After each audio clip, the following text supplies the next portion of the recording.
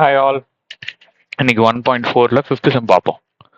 Show that the function n is to n இப்படி கேபிட்டல்ல n கொடுத்துருந்தாங்கன்னா நம்ம இது என்னன்னு எடுத்துப்போம், நேச்சுரல் நம்பர் அப்படின்னு எடுத்துப்போம். ஆமாவா? நேச்சுரல் நம்பர்னா ஜீரோவை தவிர்த்து மிச்சம் இருக்கக்கூடிய எல்லா நம்பரும் நேச்சுரல் நம்பர் தான். ஓகே, ஸோ அப்போ என்ன பண்ணிக்கணும், இப்படி ஒரு பாக்ஸ், ஐ மீன் இப்படி ஒரு ஓவல் ஷேப்ல சைஸ் ஒரு ரவுண்டு போட்டுக்குங்க.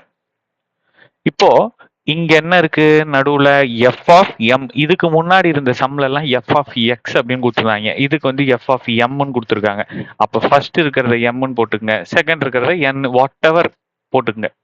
ஸோ இப்போ என்ன சொல்றாங்க, ஃபர்ஸ்ட் பாக்ஸ்ல 1 2 நேச்சுரல் நம்பர்ஸ் இருக்கான். அப்போ 1 2 3 4 5 goes on and on and on. So second இருக்கிறதும் நேச்சுரல் நம்பர் தான் இருக்குது. ஆமாமா, ஓகேவா? நேச்சுரல் நம்பர் 1 2 3ல எல்லாமே ஓகேவா?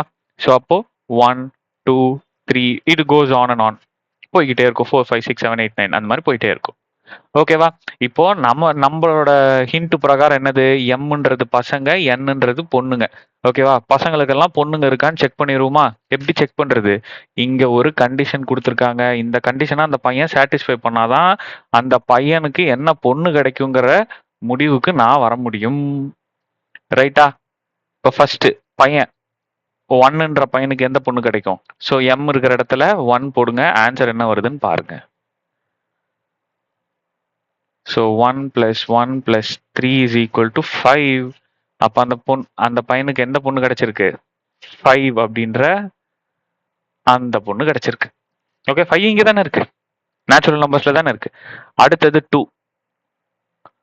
ஸோ 2² + 2 + 3.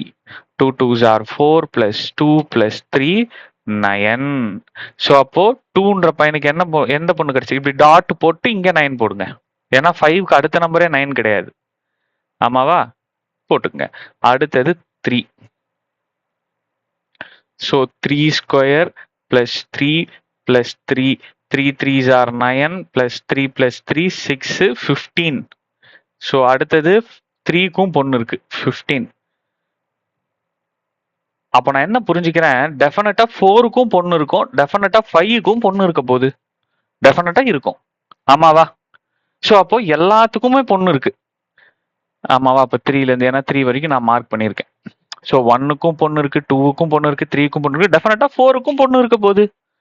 ஆமாவா? 4க்கு என்ன ஆன்சர் வரும்? 4 போட்டீங்கன்னா 4² + 4 + 3. ஸோ அப்போ 4 4s are 16 + 7. 16 + 7 என்னது? 23. அப்போ இங்க 4 போட்டீங்கன்னா இதுக்கு அடுத்த நம்பர் 4 இருக்குன்னு வச்சுக்கோங்க. ஸோ இங்க 23 ... 23. ஸோ இதுக்கும் டெஃபினட்டா பாருங்க பொண்ணு இருக்கு. அப்ப எத்தனை நம்பர் வந்தாலும் அத்தனை பேத்துக்கும் இங்க பேர் இருக்கு. ஓகேவா? ரைட். இப்போ அவங்க என்ன கேக்குறாங்க, show that the function is one on one ஃபங்க்ஷனா இல்லையான்னு கேக்குறாங்க. ஃபர்ஸ்ட் ஒன் ஆன் ஒன் ஃபங்க்ஷன்னா என்ன அப்படின்னு தெரிஞ்சுக்கணும். உங்க பேஜ் நம்பர் 17ல அதை தெளிவா கொடுத்துருக்காங்க. உங்க புக்ல தெளிவா கொடுத்துருக்காங்க. ஃபங்க்ஷன் இங்க பாருங்களேன், f of a to n. இங்கேயும் அதே மாதிரி இருக்கு பாருங்க. இது a, இது b. ஆமாவா? இங்க பாருங்க, இதை ரெண்டுத்தையும் கம்பேர் பண்ணீங்கன்னா அவங்க என்ன சொல்றாங்க, if distinct element of a have distinct image in b. அப்படின்னா என்ன அர்த்தம்? டிஸ்டிங்க்ட் அப்படின்னா தனித்தனி, ஒவ்வொரு பசங்களுக்கும் ஒவ்வொரு பொண்ணுங்க இருக்கா அப்படின்னு பாருங்க அப்படின்னு சொல்றாங்க. ஸோ அதுதான் distinct element of a have distinct image in b. இப்போ நம்ம எழுதிடலாமா, distinct element of ஏக்கு பதிலாக நான் என்னன்னு வச்சிருக்கேன், ஃபர்ஸ்ட் இது எம்னு வச்சிருக்கேன். Distinct element of M have distinct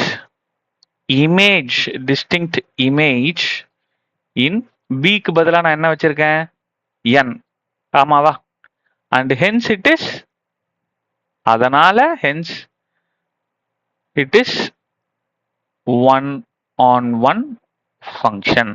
இது வந்து நீங்க வந்து இந்த டெஃபினிஷன் எழுதுறதுக்காக இதை எடுத்துட்டு வந்தேன். ஜென்ரலா இது ஒன் ஆன் ஒன் ஃபங்க்ஷனா இல்லையான்னு பாக்குறதுக்கு எல்லா பசங்களுக்கும் கல்யாணம் ஆயிருக்கான்னு நீங்க கண்டுபிடிச்சீங்கன்னா போதுமானது. ஓகேவா? அதுவே போதும். அப்புறம் இன்னொன்னு எக்ஸ்ட்ராவா தெரிஞ்சுக்கோங்க. ஒன் ஆன் ஒன் ஃபங்க்ஷன் அப்படின்னாலும் இன்ஜெக்ஷன் அப்படின்னாலும் ரெண்டுமே ஒண்ணுதான். It is also called.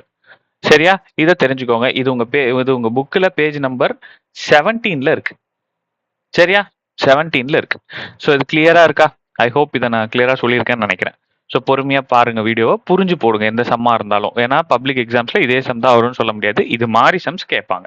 Okay, thank you. Next sum பார்ப்போம்.